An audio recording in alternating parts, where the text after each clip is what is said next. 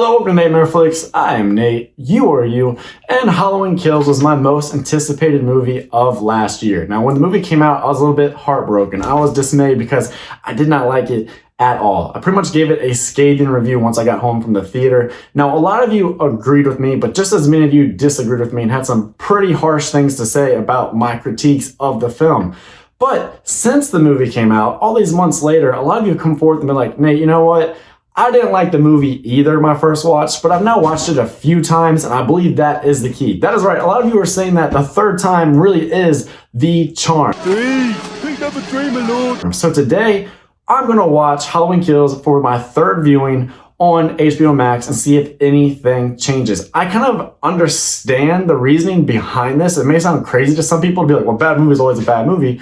But as a Halloween fanboy, I've had to swallow a lot of just ill over the years. I mean, look at these sequels. We got some shitty Halloween sequels, and yet a lot of the fan base has grown to have an affinity for almost each one of those entries. I am no different. Halloween 6 is a bad movie, and yet it is one of the movies that I most love in the Halloween franchise. So maybe Halloween Kills will have a similar fate. Maybe it is inevitable that I will turn the corner and join in on loving Halloween Kills. But here we go. I'm going to fire up HBO Max. I'm going to watch this baby, and then I'm going to let you know how I feel about the movie nowadays.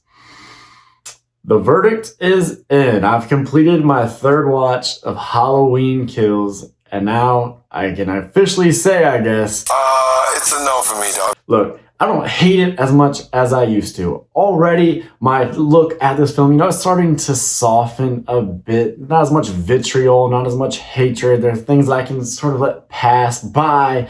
But all in all, it's still just not a great Halloween movie for me. But I don't want to be all hate. I don't want to just be piss and vinegar. I don't want to rain on anybody's parade. So I'll go and tell you 5 things that I can say now I am a fan of in Halloween Kills.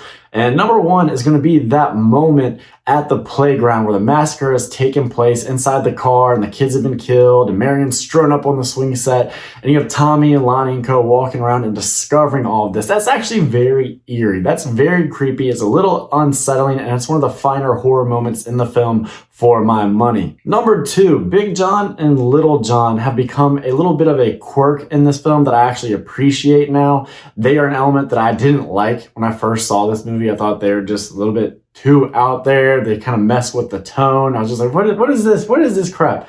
Now I'm like, oh, you know what? I like this. This is one of those little charms that you develop over time. When we talked about some of the other sequels and things that people hate in there, you look at like Halloween 5 with the cops and that weird clownish music. I think that Big John and Little John are a little bit akin to that. So at first, maybe you're scratching your head and now it's something you look forward to in the movie. And that being said, their deaths are spectacular, especially the one we get to actually see, which would be Big John, where Michael sneaks up behind him and stabs him there in the armpit. God, that gets like a jerk reaction out of me every time. I can't even imagine that sensation of having that knife just spiked up inside your torso like that, just like you saw John kind of go stiff, and then Michael gouging his eyes out. That is one of the most gnarly, savage, brutal effects in the movie. It is so over the top and gnarly and gory, but it sticks out to me. It always has. Even on my first watch, I love that kill.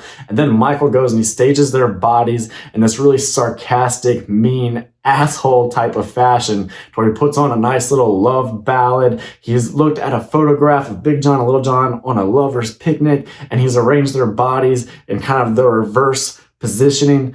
It's a nice little touch. That is true to Michael Myers, and it's just something that you can watch and get a little bit more of the character to where it goes beyond just the killing. It's very much about the way he plays with the victims, the way he plays with the scene of the crime, and I like it a lot. A third positive is another kill, and that is the murder of Cameron Elam.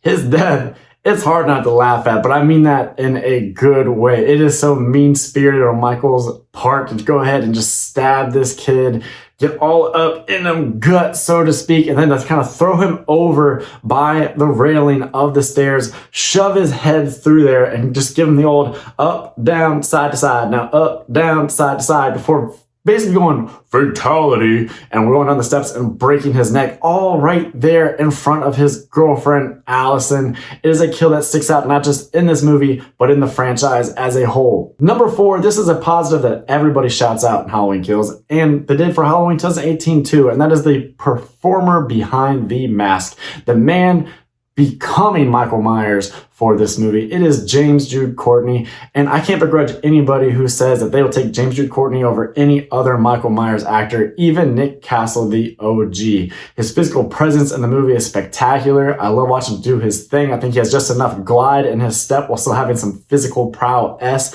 and ostensible menace. And I love seeing him do his thing in The Mask, which brings me to my fifth positive, which is the effects work of Christopher Nelson. I love this mask that he has fashioned. It looks very true to the image of the 1978 mask, but you can see the wear and tear of the decades on it, and now you can see the effects of the burning house on the mask. They did a great job in rendering that. I love that look. It's a cool little update. It looks nice. And then the blood splattering all over Michael's face at the end as he is slaying Karen is fantastic, to where I was kind of like, how have we not seen that before in this franchise? We have so many entries in this series, and you have this pristine white mask. It just is so suited for the contrast of red blood being just thrown up against it. How did we not have that before? We get it in Halloween Kills, and I was glad to see it.